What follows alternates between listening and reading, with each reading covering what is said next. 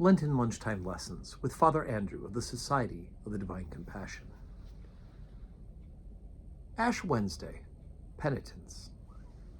Against thee only have I sinned and done this evil in thy sight.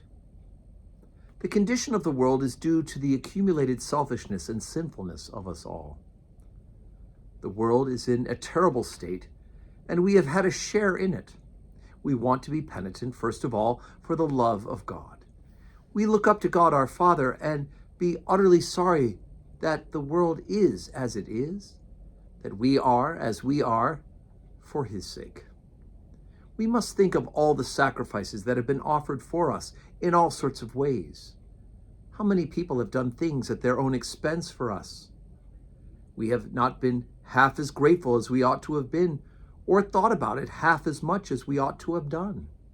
Again, we want to be penitent for our own shortcomings. We ourselves have failed. We were meant to play the saint, and so often we have not even played the man. Sometimes we may even have played the beast. God has given us gifts and opportunities, and so often we have failed. We want to be penitent in a constructive way. We shall not help the world by sobbing in a corner. We want our penitence to be constructive and practical. If we are sorry, we must show that we are sorry.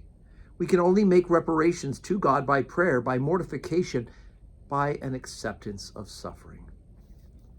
Our penitence for the love of God must be a secret matter between God and ourselves. The great God who loves, who knows and loves us, will listen lovingly to our penitence and will bless it to the sanctification of our souls.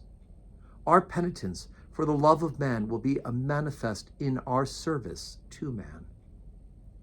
If we find ourselves in a wrong relationship, let us get it right by a speedy act of prayer. We can only get into a right relationship with our neighbor by an act of charity.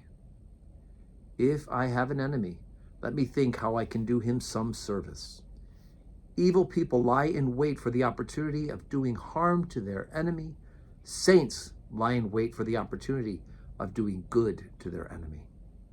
My penitence for my shortcomings will be manifest in a serious attack on them, or rather in a serious effort to practice these opposite virtues to my vices.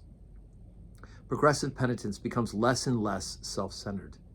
We begin by feeling sorry that we have failed. We are just sorry for ourselves.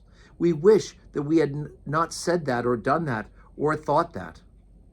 It's a beginning, but there is a good deal of self-centeredness in it. We are sorry for our own failure. Then we begin to feel that all sorts of people have done things for us and suffered things because of us, and we begin to want to say we are sorry for the whole world.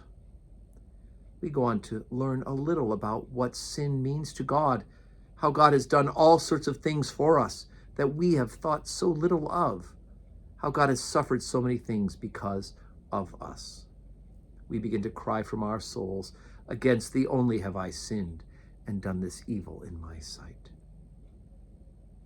It is only the soul, which is altogether untainted with sin, that can be perfectly sorry for sin.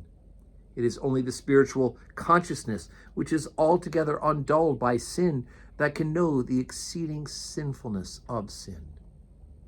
The one perfect penitent, from whom all power of penitence really comes, for all penitence comes from the grace of God, is our Lord Jesus Christ. He came into the world, offering for the world the sacrifice of his own perfect manhood.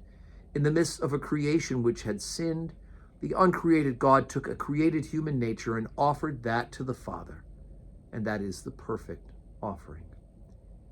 We may call that his sacrifice of praise.